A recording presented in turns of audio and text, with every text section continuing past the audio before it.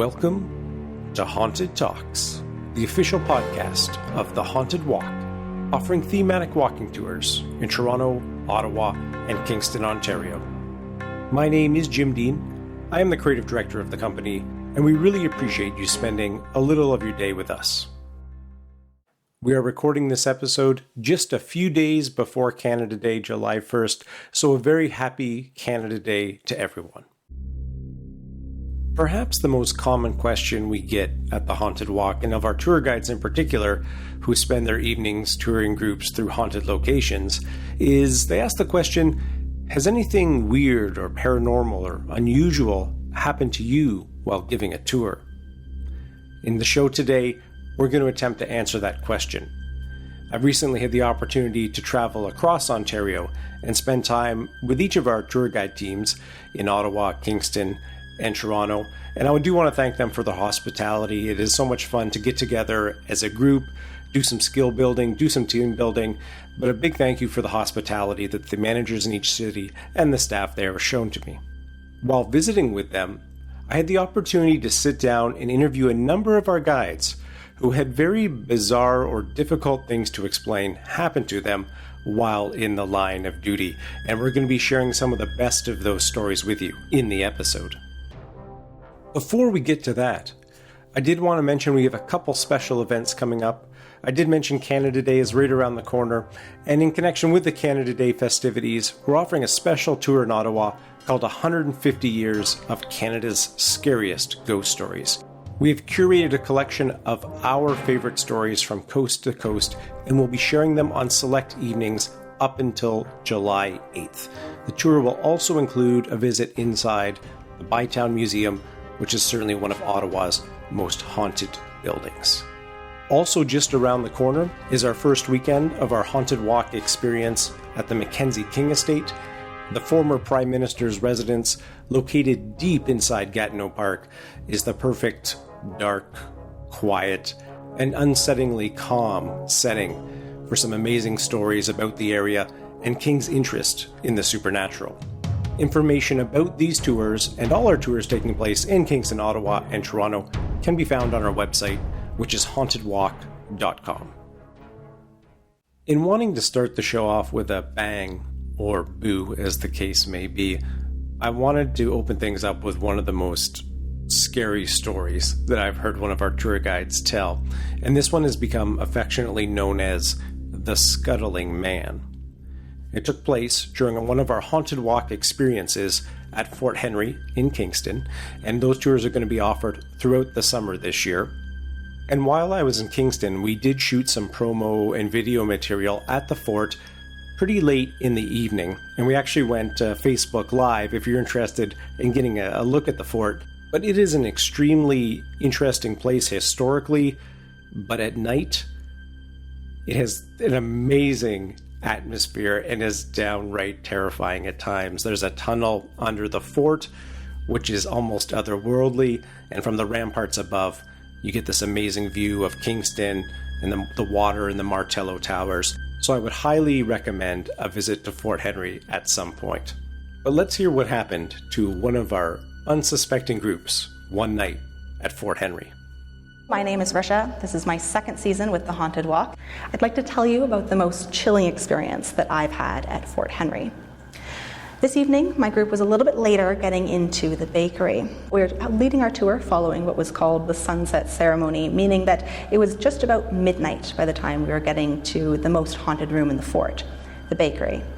I just began my story in the bakery when one woman in my group screamed and ran to the other side of the room. She pointed down the hallway, saying that she saw a man scuttle past the lit doorway.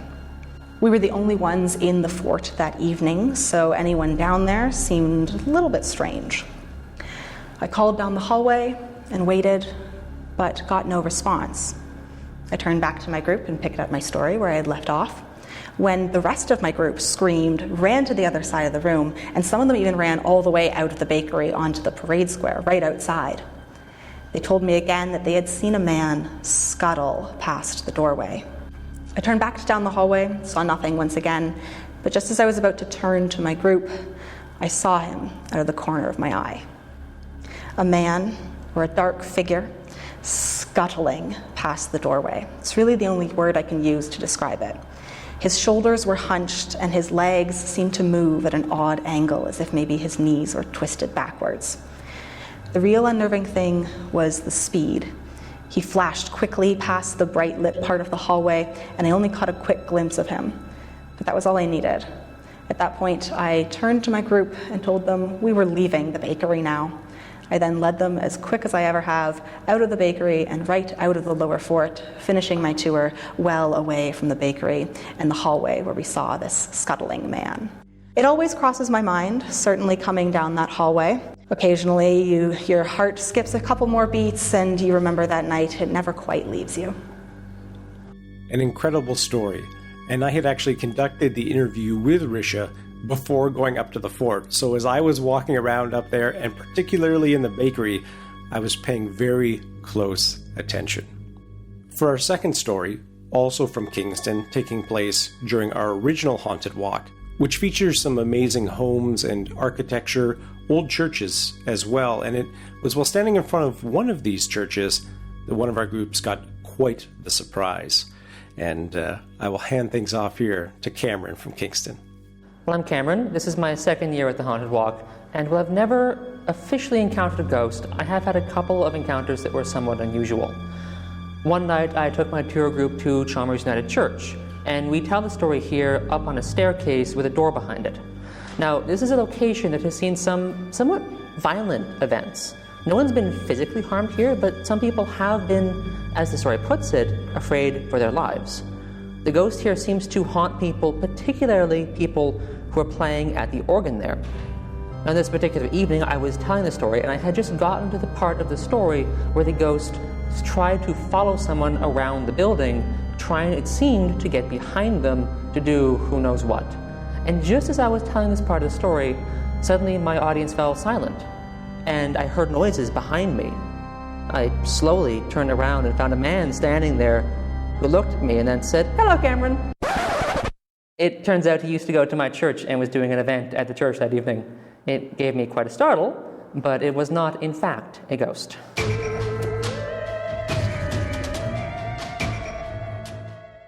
Well, obviously that was a bit of a joke, but I do think there's an interesting point here, and that's that often when we're doing our tours, because the atmosphere has that spooky vibe or edge to it, is that when very common things happen, like someone honks a car horn, or there's a sudden loud noise, a door closing, everyone in the group, and sometimes even the tour guide, all jump and scream for a moment. And that's certainly an unexpected but often hilarious moment that happens to us while talking about ghost stories. A little less funny is when our tour guides have some kind of physical interaction with the environment. In this next 3 sets of stories, the first one comes from an evening during our Haunted Walk experience at Upper Canada Village. And those tours will be taking place through this summer as well, with the first one running on July 15th. The second story took place at the old Carleton County Jail in Ottawa, which we offer 2 different tours of. And the final story will come to us from Kingston as part of our original Haunted Walk, a bit of a special event that we were running during the Halloween season. My name is Amanda. I'm a tour guide in Ottawa. This is my 3rd season with the Haunted Walk. This was actually not in Ottawa. It was at Upper Canada Village, which is in Morrisburg, Ontario, so a little less than an hour away. There is this one location where we tell a story. It's called Providence Chapel. Very briefly, it's a non-denominational space that traveling pastors would have used to preach, and then, of course, they would move on to wherever they were going next. Even when we were doing the training for this tour, I don't know what it was about the building, but it just felt very eerie. It's a very simple space. There's really not much to it, but nonetheless, you're in there and you just mutually agree with everyone in there that it's a creepy place. So one evening before we're getting ready to do the tours, I asked one of my tour guide colleagues, where do they actually tell the story? And right in the middle of the chapel, there is a huge podium that you have to kind of step into and climb up a few steps, and then, you're really in the center of the room. So he said, it's really fun to go up there and tell a story there. I don't know why, but right away my intuition was like, that's not a good idea, but okay, I'll try it out. I'll take your word for it. So we're doing the tour, and it's very, very dark at Upper Canada Village. Obviously, there's no electricity, there's no light. We do give folks flashlights, and really you're only being guided by your tour guide with their lantern. And once we're inside Providence Chapel, I did invite everyone on the tour to turn off their flashlight. So the only source of light in the chapel was my lantern. I'd be lying to you if I said that I wasn't a little bit nervous at that point. I begin the story, and maybe about halfway, I felt something. I even don't know how to explain it, but it was as if something was grabbing onto my hair, almost like even tickling my head. And right away, I just stopped mid-sentence and kind of reached for my head as well, and was just kind of standing there for a few seconds, pretty much forgetting that I was in the middle of a story. So when I look up, everyone on the tour was looking at me as if, is she okay? What's going on? And then I just flat out apologized, said, sorry folks, I just felt as if something was grabbing onto my hair. And I think half of the room kind of rolled their eyes, being like, oh great, she's trying to be spooky. But then I had another group that was sitting right in the front. I just literally saw their expressions light up. So I finished the story, I come off of the podium, and this group approaches me. And they were like, Amanda, we don't want to scare you any further because you are visibly shaken, but we swear to you that right when you stopped talking, we saw this figure just kind of gracefully move behind you. At first, we just thought it was your shadow, but you were there, you were still, and you didn't know what was going on. After the tour, when I brought them back to the visitor center and I was the last tour guide this evening, so all the other tour guides are with me and they were just blown away. And the group, they were just saying that it looked like a shadow. So again, just to recap, in Providence Chapel, all the lights were off. Only my lantern was there. So yes, theoretically, you already see my shadow. But the way that they explained it to me, it was as if there was another shadow standing beside me. And honestly, to this day, this still creeps me out. I am still very nervous going inside Providence Chapel on the tour. And quite frankly, I was wearing a specific hair bow that night on the tour, and that's like placed right around the area. I thought I felt that kind of tickle. I promise you all, I have never, ever worn that hair bow again on any of my tours, even back here in Ottawa. Just jumping in here for a minute, I actually was at Upper Canada Village on the night Amanda had that experience. And I can vouch for the fact that she was quite upset, startled after that tour. Her emotions definitely seemed genuine and left all of us there very creeped out. My name is Allie. I am a guide here in Ottawa, and this is my third season at the Haunted Walk. My first Halloween season here at the Haunted Walk, I was in for a bit of a surprise. Before then, I had never really believed in ghosts or the paranormal, but the thought excited me that maybe I would experience something. Now, in early October of that year, I had a group of maybe 9 people joining me for the Ghosts and Gallows that evening. As we entered into the jail, we stood in the single-person cells. I had my back to one of the cells, facing my guests who were standing against the wall with the windows. Now, as I stood there in the middle of that story, all of a sudden, I felt it was as if 2 hands grabbed the bottom of my coat and another one just under my collar and give 2 tugs sharply downwards. Now, I started freaking out. I had no clue what this was. I had never experienced anything in the jail. I'm scaring my guests, thinking something had touched me. So I gather myself, I gather my courage, I pick up my lantern, and I cross to the other side of the hallway to have my back against the windows, believing I needed to finish this story, then we could move on. But before I begin speaking, I notice that my cloak is sitting in a puddle on the ground directly behind where I was standing. Now I pick up my cloak, I start apologizing to my group, my adrenaline is rushing, I'm having a hard time getting the tie back together. when a gentleman in my group, he looks at me kind of strangely. Then he looks at his friend, and he looks back at me. He says, "Allie, no, I don't believe it was your cloak that fell off, that is what scared you." And I asked him shakingly, "Well, what could it have been then?" He said, "Your cloak fell off before you even began talking, and you had just said the name Patrick Whalen when you started freaking out about your coat moving." Now, to this day, I've never had a cloak fall off before, during, or after a tour, and even when I've worn similar cloaks, nothing has ever come untied. And I'm pretty certain we had a very, very interesting encounter with Patrick Whalen that evening. My name is Pascal. I started off as a guide in Kingston for 1 year, and I'm now on my second year of being a guide in Toronto. This story happened to me in Kingston on a special evening where I was actually dressed up as one of our resident ghosts. I was in her area where she frequents, and I was setting up a bit of a trivia game for our guests.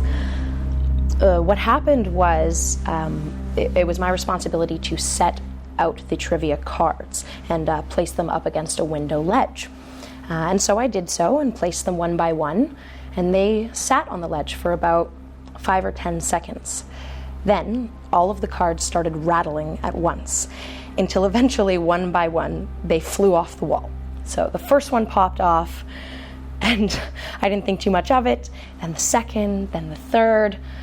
As it went on and on, I was sitting there thinking to myself, there's no way that the last one up on the windowsill is going to be the answer to the trivia game. There's no way it'll be Teresa's book. And yet, sure enough, one by one, they all fly off the wall until there's one left, Teresa's beloved book. And so the cue card that I had with that information on it eventually came flying off the wall, hit me in the chest, fell on the ground, and was face down, whereas all the other ones had fallen face up. I was pretty concerned at this point. I picked up all the cards. I immediately placed them back on the wall, and this time they wouldn't stick whatsoever. I would put it down, and immediately the cards would fall off. So I decided to take a break from this duty, sat down with my cards, took a few breaths, and noticed that there was no wind in the alley where I was hiding. So I decided, okay, well, maybe the wind's died down, maybe I can do this for real. Went up to do it once more, managed to get the last card down, and then all 6 flew off at the exact same time again, which is when I decided I had had enough of her games. So I called someone from the office, we talked about it, and his recommendation was that I actually apologize. You see, the specific ghost I was dressed as, her and I have a bit of a history. I believe in the past I may have made some comments towards her in disappointment that she had never revealed herself, in fact. We had a few chats where I expressed my desire for her to come out and show herself, and so she did so. So I had my apology with Teresa, and when I finished, the light went on in the apartment building above where I was hiding, and then it immediately went off again, and the rest of the night was free from any sort of supernatural event. And did it happen again? It never happened again, no. As soon as I apologized, we were good to go, and we had a great tour. And so do you believe that Teresa Alley is haunted? I do now. And in fact, after the experience happened, I still wasn't convinced it was an experience of a supernatural nature. But the more I told it to people, and sometimes I would tell it to specific people, and I would feel my whole body just shiver. And I could tell it was Teresa just tapping me on the shoulder and going, haha, I got you, I made you believe. So yes, 100% the Teresa Alley is haunted. Our next 3 stories come from the old Carleton County Jail, now known as the Ottawa Jail Hostel. We run 2 different tours through the building, our Ghosts in the Gallows tour, which focuses on the supernatural, the ghost stories about the building, and that tour runs twice a night throughout the summer. And we also do our Crime and Punishment jail tour there, which explores the history of the building, the escapes, the riots, and the executions that took place. Now, the 3 stories we'll be sharing tonight all have to do with either lights or doors or the combination of the two. And certainly the jail is recognized as a very haunted site. I have a bit of my own ghost story there from back in my tour guiding days. I had a group of grade 7 or 8s with me, and as I was leading them through the jail, we got to cell number 4. And cell number 4 was the last stop for prisoners or the condemned before they would be taken to the gallows. And we often refer to this as Whelan's cell, as perhaps the most famous man executed at the jail was Patrick Whelan, executed for the assassination of Thomas D'Arcy McGee. And many believe that it is his restless spirit, as he was potentially an innocent man, that may be haunting the building up to this day. So with this group of grade 7 and 8s, I had told them, and this is true, that I was experiencing something a little strange with the candle in my lantern whenever I went into cell number 4. The flame either went out completely or died down, so it was just a faint blue color. And we were outside in all sorts of weather conditions using these candles in our lanterns, and they very rarely, if ever, went out. So the pattern did seem a little unusual. So I decided to perform this experiment, and I told this group of grade 7 or 8s what had been happening, and I suggested that their teacher should take the lantern and lead us into cell number 4 and to see if anything weird occurred. So the teacher was actually quite confident about the whole thing, almost cocky, and I said, okay, take the lantern, and we all lined up behind her. And as soon as she set foot in cell number 4, the candle immediately went out. And she lets out a little scream, which then causes all the kids to scream, and I'm trying not to scream at that point. But she became convinced that it was the candle, the wick was burnt out, and I tried to tell her it was a brand new candle when we started the tour, and that was unlikely, but I promised her when I got back to our ticket office I would relight the candle and see if there was any issue, and that candle burned a good 10-15 minutes before I rather shakily blew it out and went home for the night. Let's hear what our 3 guides, David, Mark, and Charlie, experienced on tours through the old Ottawa jail. I'm David, and I'm a second-year tour guide. I was leading a group through death row one night, and there are 2 rooms in death row at the 2 extreme ends. One is Whelan's cell, where he was kept just prior to his execution. At the other end of the hall is what I call the hangman's room. It's the place where the hangman would stay and prepare, and from which the hangman and the priest would come out just before the execution. One night I was leading a tour through. It was a busy night, and we had multiple tours through there that evening. And as I was telling my story, a light flashed on and off in Whelan's cell, and then a light flashed on and off in the hangman's room, and then in both rooms, the lights started to go crazy, on and off, and not at the same time, but blinking irregularly. My group was getting very scared, and when I finished, we got out of there, and they said, "Do you know why that was happening?" And I had really no idea.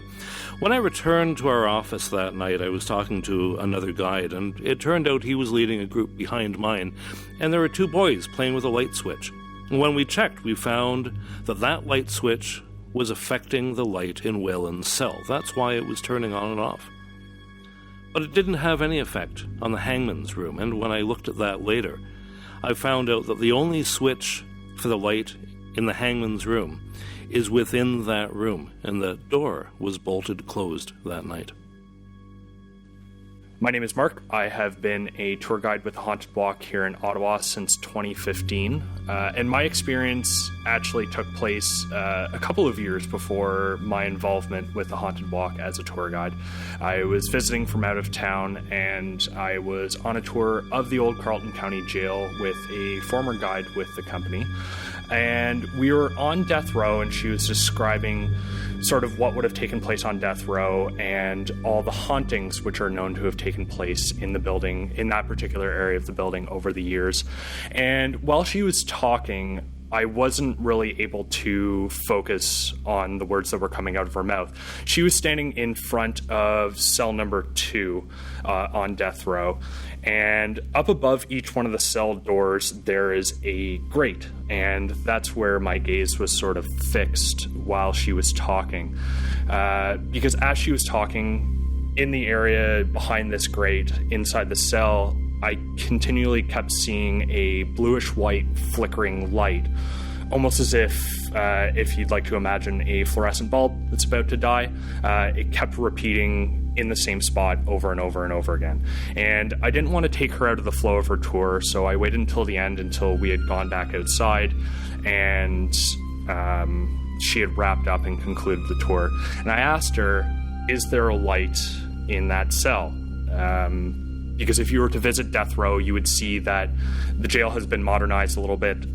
They've run light fixtures into each one of the cells. There's very clearly a wire that leads into the cell. And she said, I don't know. Why don't we go back in and take a look so we can sort of resolve this? So we climbed all the stairs all the way back up to the 8th floor where death row is located. And she took out her flashlight and shone it into the cell. And sure enough, there's a light fixture dead center in the middle of the cell, but at the time that this happened, there was no actual light bulb in the fixture itself.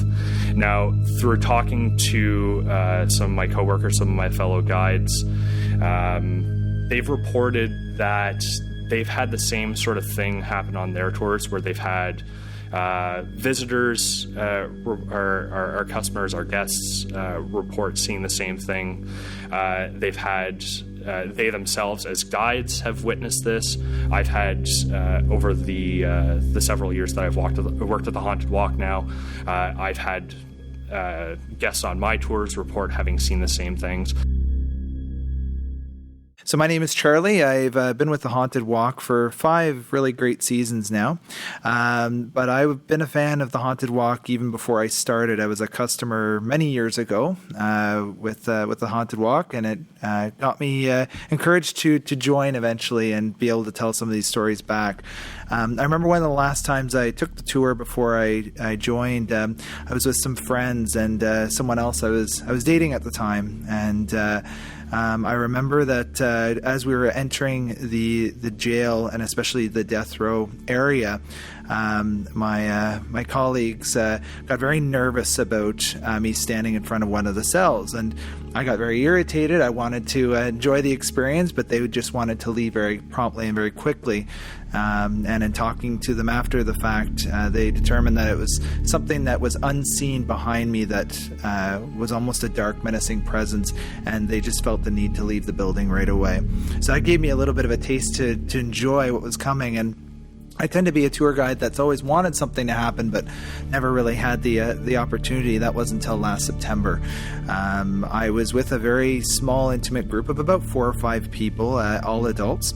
We entered the jail on kind of a rainy day, so they were glad to be inside. And I was talking about death row just as we'd entered. I remember my experiences there before, but I've always enjoyed that particular area, and I pride myself on being a very vigilant person. I like to know everything that's around me when I'm in that building.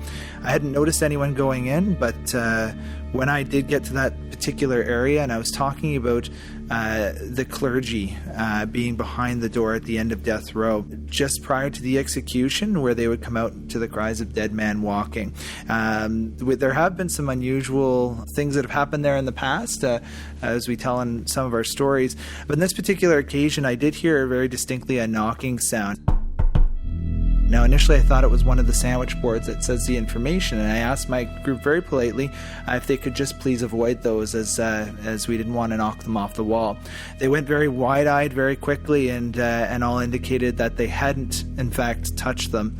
And when I realized where the knocking and isolated where the knocking sound came from, it came from directly behind me at the end of that door, and I isolated the sound to that door. I then looked and noticed that the door was padlocked from the outside. There's no way that anyone could have been behind that door, as I know very, very actively that that's a storage room. So needless to say, our group, despite the rain outside, wanted to get out of the building pretty quickly. So the tour concluded more so outside at the group's request. Our final set of stories come from Black Creek Pioneer Village in Toronto. We started giving tours there for the first time in October 2016 as part of our Halloween season programming. And along with Upper Canada Village, Black Creek, at night these places are so dark and so quiet. And when you're surrounded by these old buildings from pioneer times, it really is quite an adventure to go on these tours. But at Black Creek, the number of strange incidents that occurred just in that month of October took us all by surprise. A number of things that happened to both our tour guides and the customers along with them. Because there was such interest in the program, we're actually going to be offering it in the summer of 2017, and the first date for that will be July 15th for our Haunted Walk experience at Black Creek Pioneer Village. Well, what happened? Let's find out. Hi everyone, I'm Rogue, and I've been working for Haunted Walks in Toronto specifically for about 3 years now. This was particularly exciting because last year was our first year with Black Creek Pioneer Village, so I got to be one of the first Haunted Walk tour guides to go through all the different buildings and work with the stories at the beginning. And over time, telling the stories, especially through the Halloween season, they became a lot more personal, shall we say. There were a few instances where things would be referenced, and it's always hard to know as a guide if you're being influenced by what you already know. But on one particular occasion, I was walking with my group and I was not even particularly paying attention ahead of me as I was chatting with the guest beside me. And as we started to near the cemetery, I could have sworn I saw someone duck behind a tombstone, so much so that I actually viscerally jumped back because it startled me. When the guest beside me asked what had happened, I tried to look around the tombstone, which was way too small for an adult human. So maybe it could have been a child, but there was no area or place where there could have been anybody there. I'd finished my tours for the evening and we were waiting at the visitor center, at which point there were two guests that showed up that had arrived late for a tour. So my manager and I, we decided to take these guests out to make sure that they walked to the right tour group and got on the right tour that they were going to on. And as we were going, I could have sworn I saw one of the Black Creek Pioneer Village workers there, and they all dress in period costume. And routinely throughout my tours, I make a joke whenever I see these tour guides saying, "We all see her, right?" And of course, everyone laughs and has a good chuckle because it's the Black Creek guides, and we continue on our way. And so as we were escorting these two guests to their tour group, I saw one of the guides and I joked to the guests and to Rowena, my manager, saying, "We see that girl, right?" At which point one of the guests said yes, and then one of the other guests and Rowena both said no. At which point I look at Rowena in between the guest and I'm assuming she's pulling my leg, and so I laugh and say, "No, really?" And I can see the deadpan look on her face, which tells me really she cannot see the guide. And I can still see the woman walking on the platform to the front door. So I try and run up with my flashlight to shine light on her to show her to the group. And by the time I got a couple steps, it seemed like she had either gone into the museum or gone into the halfway house or just disappeared. I don't know. It was just in that shadowy moment where I couldn't tell you, and it was definitely an experience that left me wondering, especially because with amongst our guests, one of them saw her and one of them didn't. The next story comes from Sebastian, one of our veteran guides in Toronto. One of the stories that we have at Black Creek Pioneer Village is about a child who's been seen in a certain area of the park, and this child has even been known to join onto the back of tour groups for a little while. And one night, I was giving a tour, and we were coming out of the manse, which is one of the buildings in that area, and I was counting up my group to make sure that everyone had made it out of the building safely. And as I was counting up my group, I saw a young child, and he was running. It looked like he was running to catch up with another member in his party, and he was about to pass behind someone. So I thought to myself, well, I'll just count him as soon as he passes behind this other person. And he just never came out from behind that person. I thought it was a little strange, but didn't think much of it until when I was giving my conclusion for the tour that evening, and I was looking at everyone in my group, I realized that I had no children on my tour that evening. My name is Dwayne. I've been a tour guide at the Haunted Walk for 2 seasons. The story that I'd like to get into centers around the Berwick House at Black Creek Pioneer Village. This particular story happened as I let a group in, and I took a few steps up on the staircase to start delivering the story that we tell at this location. And as everybody moved in, and moved in enough to get the door closed, you could feel the air get thick. And it's just something was not right. So I tried to pass it off as a normal situation, and at a very specific part of the story, I could hear banging coming from above me in one of the back rooms. I tried not to bring any attention to it until someone in my tour put their hand up and asked me if they were hearing things, because they could hear this as well. I, at that point, had to admit that yes, I could hear it, and other people on the tour also started hearing it as well, or were admitting to it. A woman and her child decided to exit the house, refusing to come back in. We actually allowed people on tour to go up and look around to see if they could see what was making that noise, and no one could pinpoint where exactly that noise was coming from. They all heard it from the same room, but couldn't find anything in that room to make that noise. There's another story that I was going to get into, which has to do with the manse. It's just another stop on that same tour. I'm not going to get too much into the actual story of the house, but Black Creek is actually blocked off the staircase going to the second floor. They claim many different reasons for that, but as I chose that as my location to stop and tell the story of the manse, so I put my back to that stairwell. And as I was telling the story, I could feel an ice-cold breeze on the back of my neck, to the point where I, as the guide, felt uncomfortable. And I actually had to remove myself and continue telling the story at a different part of the house. Once I allowed everybody to start walking around and experience the house for themselves, I didn't mention that breeze feeling to anybody, but the people who went to look up the staircase all came to me afterwards and mentioned that cold, icy breeze. I went and spoke with one of the caretakers afterwards, and I had asked if maybe there was any kind of air conditioning or something that might have been being run at that time, and he told us that the windows on the second floor are all nailed shut. So there was no source for this wind to be coming in from anywhere. There are a few things that have happened that we were able to go back and debunk. Cupboard doors that were opening, we found the sources for those. But the things that I've shared with you tonight absolutely have never been, we couldn't find any reason for them. And I'm absolutely excited to get back this year to see what kind of fun we're going to have. A very heartfelt thanks to all of our wonderful Haunted Walk tour guides who have appeared in the episode today, and to all of our tour guides every night who put on a brave face while being terrified and going through some of the most haunted locations in the province. Thanks to our amazing audio editor, Michelle Dennis, and to Kevin MacLeod at Incompetech.com for the additional music. And thank you very much for joining us today. If you're interested in supporting the show, if you're enjoying the episodes, we'd simply ask you just to subscribe wherever you listen to us, and we always love getting great reviews. We are up to all sorts of shenanigans these days on social media, so be sure to follow us on Facebook, Instagram, Snapchat, and Twitter, all at Haunted Walk.